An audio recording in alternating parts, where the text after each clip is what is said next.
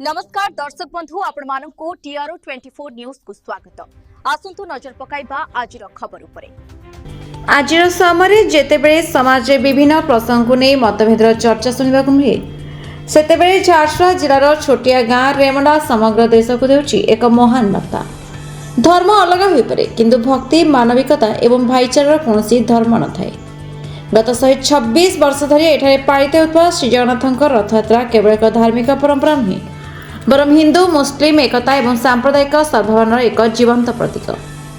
एठारे महाप्रभुଙ୍କ रथरे मुस्लिम गौंटिया परिवार छेरापहरा करती आउ रथ टाणती समस्त संप्रदायर लोक। भक्तिर एही महामिलन देखिले मन आपे आपे नतमस्तक हो जाए।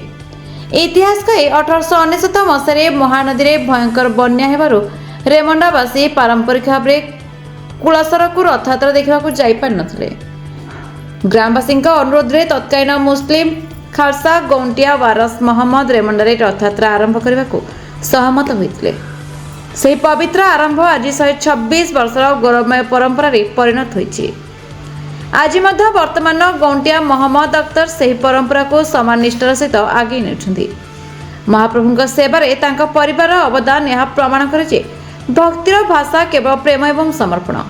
रेमुंडा रथयात्रार आउ एक विशेषता हेउछि एठारे रथयात्रा आषाढ़ शुक्ल द्वितीय नुहे बरम पंचमी तिथि एवं बाहुड़ा यात्रा त्रयोदशी तिथि पालन कराए। एही नियारा परंपरा रेमुंडा रथयात्रा को स्वतंत्र परिचय देछि।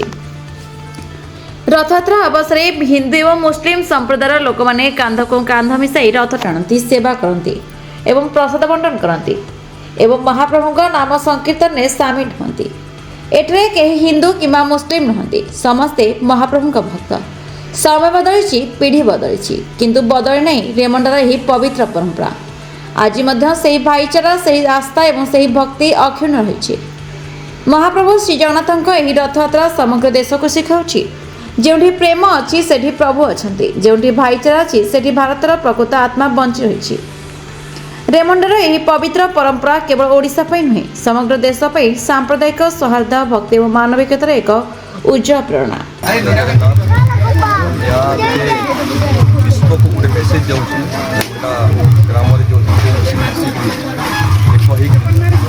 जगन्नाथ रथयात्रा कर महाप्रभु रथयात्रा कर विश्व को शिखा मानव जाति जाति धर्म किसी ना यहाँ रेमुंडा ग्राम यहाँ मेसेज सारा विश्व दशमी भाव में त्रयोदशी के नहीं प्रतिवर्ष एठारे तृतीया एवं दशमी यथारीति अनुसार रथयात्रा पालन हो आसूची एवं ये आम मुसलमान संप्रदायर भाई मैंने भी अच्छा आ हिंदू संप्रदायर भी भाई मैंने अच्छा समस्त मिलमिशिकी आम ये वार्षिक महोत्सव रथयात्रा त्रिगुंडिचा एवं विजया दशमी जेनटा कहूँ अति आनंदरे महाडंबर पालन कर आशा कहूँ आग को निश्चित भाव में समस्त को सचेतन कर भाव जागरण हो जो बाछ विचार आम ना समस्त संप्रदाय मिसिकी आम सुंदर भाव में ये रथ पालन कर आसूँ।